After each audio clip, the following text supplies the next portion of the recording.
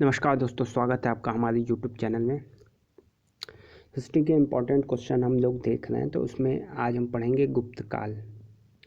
तकरीबन 40 जो है इम्पोर्टेंट क्वेश्चन जो विभिन्न परीक्षाओं में पूछे गए हैं, यूपी पीसीएस हो, एसएससी हो, या आप अगर एंट्रेंस एग्ज़ाम की बात करें तो बीएचयू एंट्रेंस एग्ज़ाम में, तो गुप्त काल के क्वेश्चन आज हम लोग देखेंगे।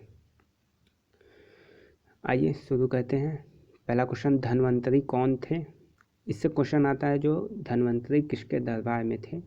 तो ये जो है चंद्रगुप्त विक्रमादित्य के दरबार थे, 9 रत्नों में से एक थे और ये चिकित्सक थे।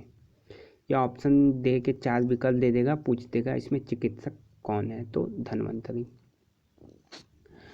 गुप्त काल को प्राचीन भारत का क्लासिकल युग क्यों कहा जाता है? क्योंकि इसमें कला एवं साहित्य के क्षेत्र में अपने चरमोत्कर्ष पे पहुंचने के कारण कला और साहित्य अपने उच्च शिखर पे थे गुप्त काल में। इतिहास का V.A. स्मिथ ने किसकी विजयों से प्रभावित होकर उसे भारत का नेपोलियन, तो समुद्रगुप्त को भारत का नेपोलियन कहा जाता है। विभिन्न परीक्षाओं में पूछा गया क्वेश्चन है कई बार, तो समुद्रगुप्त को भारत का नेपोलियन कहा जाता है। चीनी यात्री फरहान किसके शासनकाल में भारत आया? तो ये भी क्वेश्चन कई बार पूछा हुआ है, तो चंद्रगुप्त विक्रमादित्य के शासनकाल में भारत आया। तांबे का सिक्का जारी करने वाला पहला गुप्त शासक कौन था? रामगुप्त। यूपी पीसीएस में पूछा हुआ क्वेश्चन है, तांबे का सिक्का जारी करने वाला पहला गुप्त शासक कौन था? तो रामगुप्त। नालंदा विश्वविद्यालय की स्थापना किस युग में हुई है? तो गुप्त काल में। गुप्त काल में भू राजस्व की दर क्या थी? उपज का 6वां भाग। वह प्रथम भारतीय विद्वान कौन था जिसने गणित को एक पृथक विषय के रूप में स्थापित किया? तो आर्यभट्ट। गुप्त राजवंश किसके लिए प्रसिद्ध था? कला एवं स्थापत्य के लिए। किस गुप्तकालीन शासक को कविराज कहा जाता था? समुद्रगुप्त। समुद्रगुप्त ने जो है कविराज की उपाधि ली थी। उत्तर गुप्त युग में जो विश्वविद्यालय प्रसिद्ध हुआ वह था नालंदा विश्वविद्यालय। तो कविराज की उपाधि समुद्रगुप्त। भारतीय संस्कृति का स्वर्ण युग था गुप्त काल। श्रीलंका के राजा मेघवर्धन ने किस स्थान पर भगवान बुद्ध का मंदिर बनवाने के लिए समुद्रगुप्त से अनुमति मांगी थी? तो बोध गया में। मंदिर निर्माण कला का जन्म सर्वप्रथम कब हुआ? गुप्त काल में। गुप्त शासक के दौरान ऐसा व्यक्ति कौन था जो एक महान खगोल वैज्ञानिक और गणितज्ञ था? को आर्यभट्ट। गुप्त शासकों की सरकारी या दरबारी भाषा क्या थी? तो संस्कृत। सारनाथ के धम्मे स्तूप का निर्माण किस काल में हुआ? गुप्त काल में। गुप्त काल की सोने की मुद्रा को क्या कहा जाता था? तो दिनार। दिनार जो है सोने की मुद्रा कहते थे गुप्त काल में। दिनार जो है सोने की मुद्रा।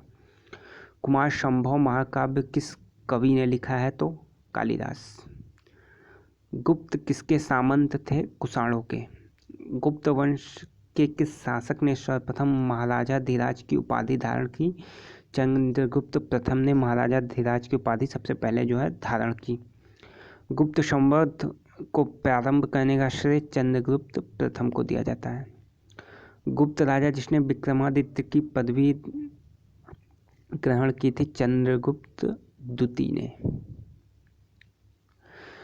अजंता कलाकृतियों का संबंध किस काल से? गुप्त काल से। गुप्त काल में उत्तर भारतीय व्यापार किस एक पतन से संचालित होता था? ताम्र लिप्ति से।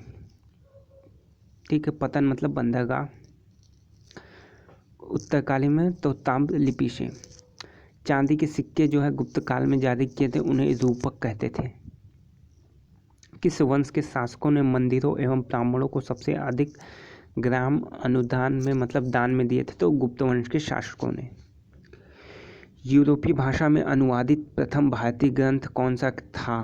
अभिज्ञान शाकुंतलम, कालिदास द्वारा जो लिखा गया है, तो इसे यूरोपीय भाषा में अनुवादित प्रथम भारतीय ग्रंथ। किस काल में स्त्रियों की पुरुषों से बराबरी थी? गुप्त काल। Most important question. गुप्त वंश ने किस अवधि में शासन किया? 319 से 500 ईस्वी। बाल विवाह का प्रारंभ कहाँ हुआ? गुप्त काल में। इंपॉर्टेंट क्वेश्चन है यूपीपीसीएस के लिए। बाल विवाह का प्रारंभ जो है गुप्त काल में हुआ। सोने के सर्वाधिक सिक्के किस काल में जारी किए गए? गुप्त काल में। कालिदास की किस कृति की गिनती विश्व की 100 प्रसिद्ध साहित्य कृतियों में है? तो अभिज्ञान शाकुंतलम, जिसकी रचना जो है फारसी में जो यूरोपीय भाषा में अनुवाद जो है इसी काल में हुआ था। वर्तमान गणित में दशमलव प्रणाली आविष्कार का श्रेय गुप्त काल। किस गुप्त शासक ने नालंदा विश्वविद्यालय की स्थापना की थी? यह संस्थापक माना जाता है तो कुमारगुप्त प्रथम को। गुप्तकालीन सिक्कों का सबसे बड़ा ढेर कहाँ प्राप्त होता है? बयाना, भरतपुर से। गुप्त काल के सर्वाधिक लोकप्रिय देवता थे विष्णु। महरौली दिल्ली स्थित लौह स्तंभ का निर्माण किस सदी में हुआ था? 4th सदी में, यानी गुप्त काल में। तो ये जो है मोस्ट इम्पॉर्टेंट क्वेश्चन है। देखिए इसकी प्ले लिस्ट बना दी जाएगी हिस्ट्री के इम्पॉर्टेंट क्वेश्चन की। आप लोग सारे वहाँ पे वीडियो देख लीजिएगा जब पूरा कंप्लीट हो जाएगा। साथ ही चैनल को आप लोग सब्सक्राइब कर लीजिए और बेल आइकॉन प्रेस कर दीजिए ताकि जो भी वीडियो अपडेट हो आप तक नोटिफिकेशन आ जाए। और कमेंट में आप बताइए कैसा लगा वीडियो। धन्यवाद।